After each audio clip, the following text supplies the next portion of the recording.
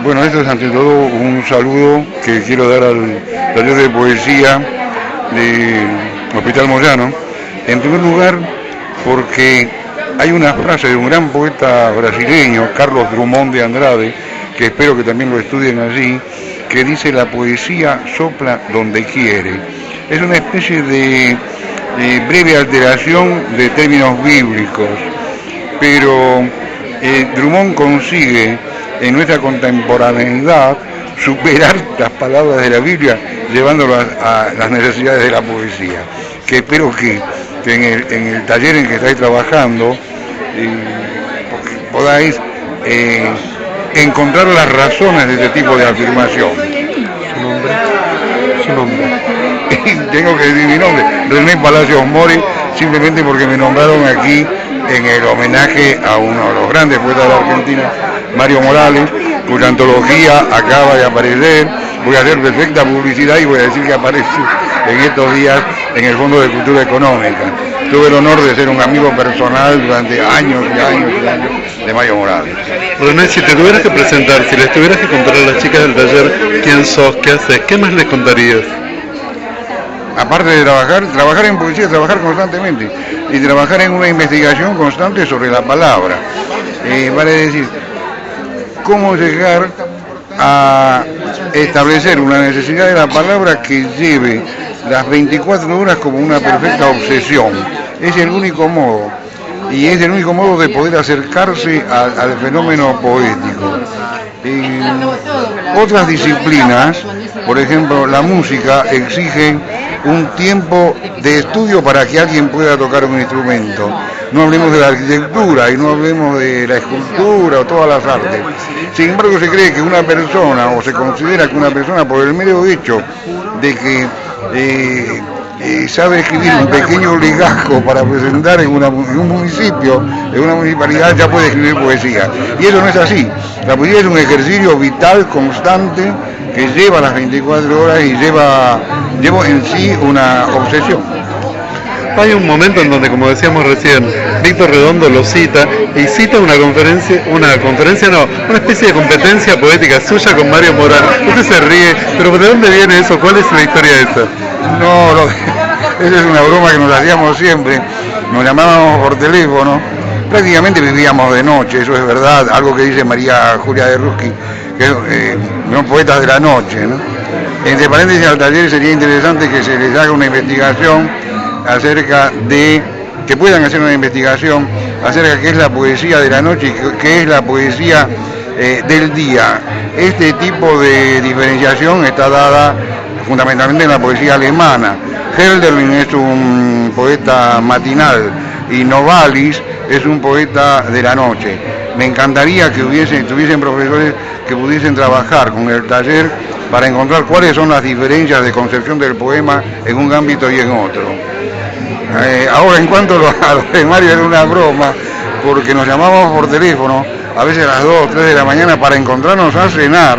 Buenos Aires tiene la maravilla de mantener restaurantes abiertos hasta las 4, 5, 6 de la mañana. Y nos llamábamos y nos decíamos, llamado para el segundo gran poeta de la Argentina. Y nos hacíamos mutuamente. Entonces decíamos, bueno, es una competencia, bueno, ¿quién va a ser? El primero no se puede nombrar, porque uno no se puede nombrar a sí mismo. Pero sí sabíamos quién era el segundo, mutuamente. Y me interesaba también ese lugar, a su mirada. ¿Cuál sería la diferencia, para empezar este ensayo ahora mismo, entre la poesía de la noche y la poesía del día? Es que la poesía del día genera una especie de, o es llevada hacia una especie de cotidianeidad. Una cotidianeidad tan válida como la otra, por supuesto. No estoy así diciendo que Hölderlin sea inferior a Novalis o que Novalis sea inferior a Hölderlin. Por decir dos de los nombres, hay muchísimos más nombres, por supuesto. Por resumirlo en dos frentes de batalla poética, podemos decir, entre comillas. Lo que ocurre es que la noche lleva una especie de visión, de cierta visión del malditismo, que no tiene esa visión del día. En el día nosotros podemos aceptar un poema como el de Prévert, que se titula Desayuno, y que lo recomiendo al taller de poesía, que dice simplemente en muy poquísimas palabras, Él se sentó frente a mí, se sirvió el café, puso la cucharita, se puso el impermeable, se puso el sombrero y se fue. Y yo me cubrí la cara y me quedé llorando. Por supuesto no lo estoy diciendo de manera absolutamente textual, estoy dando la concepción del poema. Y es un poema cotidiano digamos, que entrelaza con lo que es el día en la poesía. Y en la noche vamos a encontrar las grandes tiradas, por ejemplo, cuasi sálmicas, que trabaja aquí una gran poeta. También tuve el honor de ser un permanente amigo de ella, Elizabeth Ascona Cranwell, y otra es Olga Orozco, que trabajan un tipo de lenguaje, vamos a llamarlo sálmico pagano, porque ellos no son salmistas, vale decir, no son exaltadores de una concepción judeo-cristiana de la poesía, ni mucho menos, sino que entran dentro de ciertas zonas oscuras del conocimiento, una búsqueda de lo que es cierto subconsciente, que se hace muy evidente en las cercanías del sueño, por ejemplo, o en la plenitud del sueño. Entonces yo creo que ahí están más o menos algunas de las bases de esa diferenciación. Dos curiosidades, por lo pronto dos. La primera es, ¿en qué se parecen y en qué se diferencia entonces la poesía de estos dos segundos poetas que nombramos, Mario Morales y usted? ¿En qué se parece y en qué se diferencian? Pero bueno, esto sí que creo que hay que decir una poesía comprometida. Yo creo que lo que está en juego ahí es un poco la corriente en la cual uno se suma a la poesía. Mario Morales se sumó desde siempre a la poesía, a mi entender, y además él lo aceptaba, desde una concepción muy beat. No en el sentido de la Beatlemanía, sino en el sentido de los seguidores de Kerouac. Yo tuve la oportunidad de mantener bastante correspondencia con uno de los poetas de esa época, dos, uno era Ferlinghetti y el otro era Corso, y le pasaba y les leía cartas y papeles que me enviaban de allá a Mario, que estaba enloquecido con eso porque él decía que lo que él hacía en poesía era el movimiento beatnik. Entonces tenía un poco esa influencia y quería percutir en el poema un cierto ritmo interno cercano al bebop. No era lo mío. Yo provengo, estoy aquí, de cierto otro tipo de conformación del poema que para mí en estos momentos es siempre lo fue, uno de los máximos poetas que ha dado la poesía a través de su historia, que es René Char. ¿No? René Char, hay muchos más, en John Peters, y cierta estructura, si me acerco a lo anglosajón, en Ezra Pound. Entonces, la diferenciación nuestra era la manera de conformar el fraseo poético con Mario.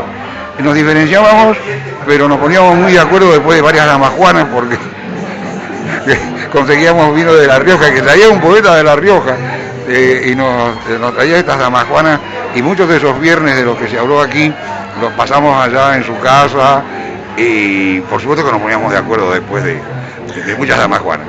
Estoy pensando, la segunda curiosidad tenía que ver con esto. Usted trajo el nombre de Elizabeth Ascona Cranwell, y por ahí en unas charlas con poetas decíamos que es una de las grandes olvidadas, una gran olvidada de la poesía argentina. ¿Por qué piensa que es una de las olvidadas? ¿Por qué no se la tiene tanto en cuenta? Yo creo fundamentalmente que hay un tipo de poesía que hace Elizabeth, que lo comenzó a hacer, que proviene de muy atrás, pero la más cercana a Elizabeth es Olga Orozco, en cuya casa también tuve el gusto de estar y acariciar a su gata Berenice, ¿no? Berenice es también un libro dedicado a la gata de Olga Orozco por esta poeta. Yo pienso que fundamentalmente, porque se está dando un fenómeno en la poesía argentina, yo me estoy poniendo al día nuevamente porque estuve 30 y tantos años fuera del país. Volví hace 2 o 3 años y estoy tratando de reacomodar el cuerpo, como quien dice. Y lo que estoy viendo es que hay una búsqueda de una especie de... En la búsqueda de la sencillez, lo que se está cayendo es una especie de simplicidad extrema en el tipo de poesía que se está escribiendo, al menos en lo que me ha llegado hasta ahora, o que me va llegando, o que yo busco. Yo soy uno de esos buscadores de la calle corriente, hurgadores de todo lo que cae. Digo la calle corriente porque, claro, es conocida por sus 10, 15 o 12 o 16 librerías, no sé cuántas. Y lo que pasa es que si la gente que se acerca a la poesía o que quiere estar en ella, trabaja esa especie de sencillez que la lleva a una simplicidad extrema, termina perdiendo el camino y el carro de lo que es una estructura que disforma al poema, no que lo conforma. Y ahí esa es la zona donde trabaja Elizabeth, por lo tanto no puede ser reconocida por esta gente. En el taller trabajamos mucho sobre algunos temas. Uno de los temas que aparece, nos preguntamos muchas veces por la locura. ¿Para usted qué es la locura? La locura es la vida del poeta. Yo no creo que haya otra definición. No, la locura es... creo que hay que tener diferentes visiones acerca de la locura. Está aquella locura estigmatizada por una sociedad, lo cual me parece absolutamente monstruoso. Se considera que el diferente es loco y por lo tanto hay que aislarlo de alguna manera, o encerrándolo, o procurando que se invisibilice. Y eso no puede ser. No puede ser porque no corresponde a una estructura en la que el conocimiento pueda trabajar a fondo. Ya los surrealistas fueron los que lanzaron aquellas banderas, acabar con los hospicios, acabar con las comisarías, acabar con las policías, acabar con todo lo que sea un sistema represivo. Otro caso es el entender la locura como un instrumental de conocimiento, así como lo puede ser la droga. Cuando yo digo esto, y he dado cursos, y hay alumnos que se molestaban un poquitín, alumnos ya mayores, los jóvenes procuraban entenderme, siempre digo, el ingreso en cierta zona de la locura favorece un tipo de asociación mental que genera una individualidad más poderosa, a mi entender, más poderosa para precisamente resistir los embates de una sociedad que yo llamo la sociedad burguesa. Tengo una definición, en un poema incluí una definición que yo tenía de la burguesía. Y pude decir, ¿qué es un burgués? Un burgués es alguien falto de formación estética. Un hombre que ignora la estética es evidentemente un burgués, no tiene otras posibilidades sobre la tierra. Creo que la locura entra dentro de las investigaciones de la estética. En el taller nos preguntamos también alguna vez, a partir de un texto de Carver, por los miedos. En usted, en René, ¿qué miedo hay? Yo sinceramente... qué pregunta. Nunca se me ocurrió pensar en miedos. ¿Qué sé yo? A ver... quizá el no completar con exactitud el poema con el que estoy trabajando, ese puede ser un miedo terrible, ¿no? Tampoco lo es. Esto es una exageración. Está dada en el correr de una charla en este momento, que no se tome como alguna afirmación seria mía. No puedo contestar a eso, no se me ocurrió un miedo.